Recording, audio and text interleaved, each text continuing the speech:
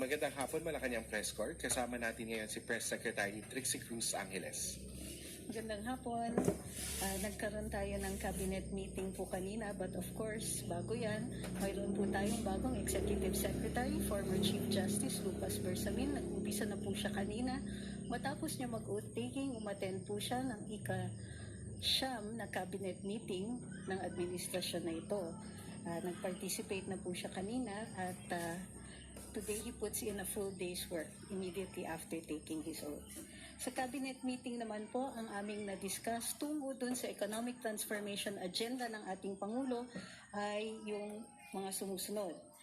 Una, efforts to ensure compliance with standards of training, certification, and watchkeeping, STCW. Ito po ay diniscuss ng Marina, CHED at Department of Migrant Workers. Tungo pa dito, ang DOLE naman at TESDA at CHED ay nag-discuss ng pag-upgrade ng skills of the Filipino workforce. Bahagi ito dun sa Economic Transformation Program ng ating Pangulo, kasama po doon yung educational aspect at isa po ito dun sa aspeto na yon. So both vocational skills training and expanding the skills of our workforce is part of the economic transformation of the President.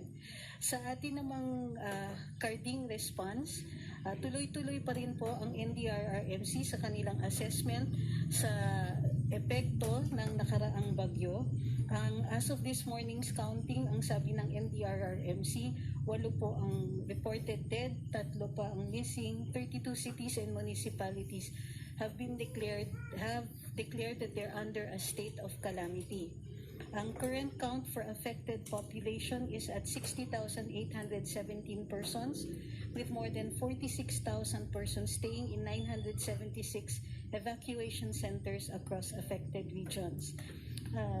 Although paano yung numbers nito, sinasabi ng DSWD dahil na pre-position po ang mga relief goods at pre-evacuated ang mga naging potential victims or victims dito, the damage is minimal in terms of the cost of human life and injuries. Nasasanay po ang mga tao doon sa pag-evacuate, doon sa mga early warnings at saka doon sa magkaroon ng maayos yung sistema sa pag-evacuate at pag-early warning sa ating mga potential victims in certain disaster paths. Bukas na po tayo para sa mga katanungan. First question, Marisol Halili, TV5. Hi ma'am, magandang umaga po. Ma'am, can you give us a background? Kailan po nakausap ni President Bongbong Marcos si E.S. Bersamin, and why did the President choose E.S. Bersamin to be the new Executive Secretary? Well, primarily, it's a trust basis. Nasabi ng ating Pangulo, he is well qualified to be the Executive Secretary, having put in so many years in the judiciary. He has the necessary legal background and the ability to deal with paperwork. Plus, of course, he is trusted and well qualified for this. Pero ma'am, paki-explain lang po, what will be the difference when it comes dun sa mandate ng Executive Secretary and dun po sa office ngayon na Secretary Vic Rodriguez, sa Presidential Chief of Staff? Tama po ba? Well, in the absence, wala po pong publication kasi ang ating AO1, so we'll have to wait for that bago po natin maggawa ng distinction, if any.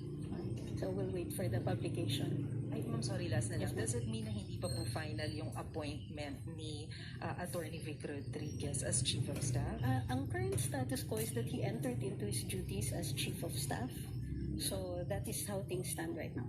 Thank you, ma'am. Next question, Maris Umali, GMA News.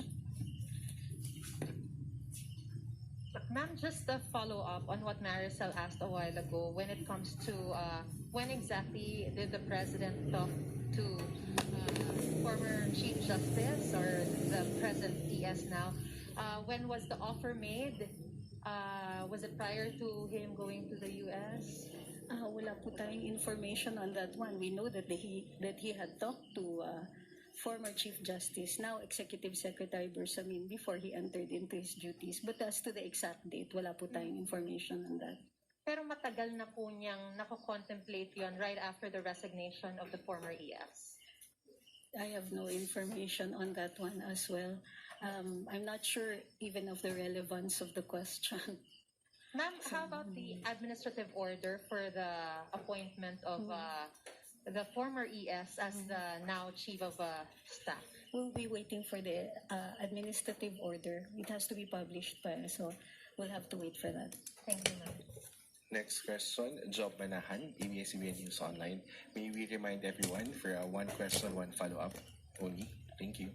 Good afternoon, Secretary Trixie. Is there any information about Russia possibly supplying fuel and fertilizer to the Philippines? President Marcos in an interview po kasi while he was in the US confirmed that he's having talks right now regarding that and he is close na daw po in striking a deal. So until such time that the agreement has been entered into and finalized, we cannot comment on it. So wala pong information ng palace on that, ma'am, kahit sneak peek lang po. We do have the information, but until the agreement has been finalized, then we cannot disclose the pending transactions, Thank you po, ma'am. if any. Next question, Joyce Balancho, ABS-CBN.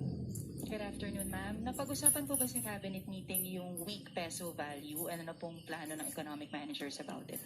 Not today, although the President is in constant touch with the economic team and they are closely monitoring this. As you know naman that the inflation rate isn't due to any local factors.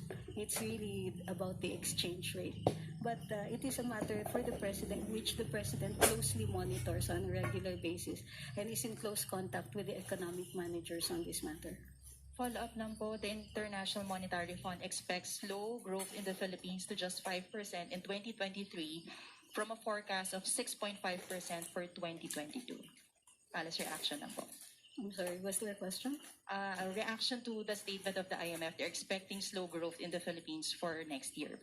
Well, we will have to see about that. We forecast, our economic managers forecast a higher growth. So they are in a much better position to make that determination in that forecast. Our fundamentals are strong. The economy is in a good resurgence and we are experiencing a good rate of growth right now. So we will have to see in the end whether that forecast is going to be more accurate than the local forecasts. Next question, Dennis Hamito, Bomba Radio. Okay, ma'am, good afternoon. Nagkaroon po ba o magkakaroon ng Legislative Executive Advisory Council meeting after nung pag-certify as urgent dito sa 2023 national budget? May schedule po ba? Wala pa pong pinahahayag na schedule sa ngayon. Wala pa, ma'am.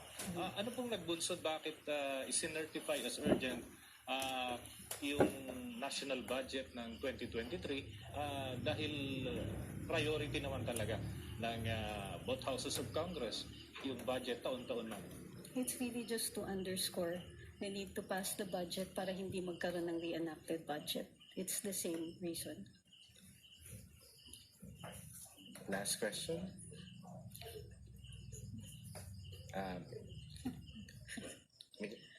Maricel Halili, TV5.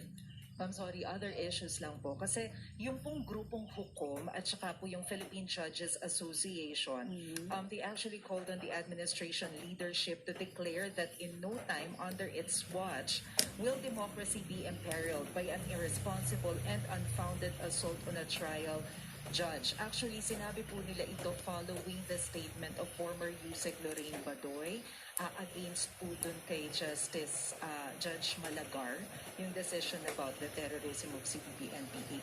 Ano po yung response ng administration sa panawagan po ng grupong hukom? As you know, this administration will adhere closely to the rule of law and only to the